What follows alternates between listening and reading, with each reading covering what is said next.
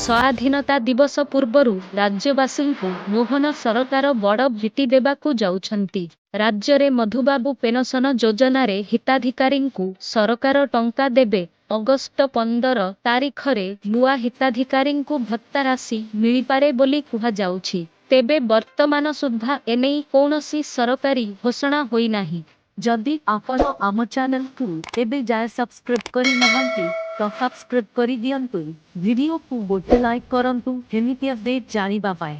BJP निर्वाचन समय रे भत्ता बढ़िबा नै प्रतिश्रुति देइथिला। आउ चलित वर्ष बजेटरे एथिपाई व्यय बराद होइथिला। मुख्यमंत्री बजेटरे घोषणा करिथिले जे 60 वर्षरु अधिक समस्तंकु 3000 टंका एवं 80 वर्षरु अधिक वयस्कंकु 3500 भत्ता मिलिब। एहा पूर्वरु सरकार राज्य रे मधुबाबू पेनसन योजनारे हिताधिकारींक संख्या बढ़ाइछंती। पूर्वरु 28,61,000 हिताधिकारी थिबा बेले वर्तमान एहा 4,13,000 वृद्धि होईछि। तेबे अगस्ट 15 तारिखरे नुआ हिताधिकारींकु भत्ता राशि मिलिबो बोली संभावना रहिछि।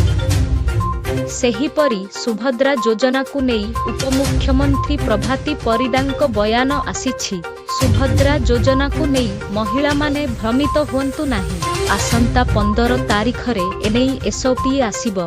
सुभद्रा योजना नहीं से पर्यंत महिला मानंकु भ्रमित न करिबाकु से परामर्श देइछंती। आवेदन प्रक्रिया अति सरल कराजिबो। केही भ्रमित हुंतुनी बोली प्रभाती परिडा कहिछंती। सुभद्रा योजना नहीं लोकंक मतामत नियाजिब। एहा परे सार्वजनीन हेब। सारा राज्य रे 10टी क्लस्टर रे लोकमानंक ठारू मतामत निया जाउछि। लोकमाने जहा मतामत देबे सेही हिसाब रे संशोधन हेब। साधारण लोकंक मतामत परे सुभद्रा एसओपी सार्वजनीन हेब। सेप्टेम्बर 17 रे प्रधानमंत्रींक द्वारा हिताधिकारींकु दियाजिब बोली उपमुख्यमंत्री प्रभाती परिडा कहिछंती।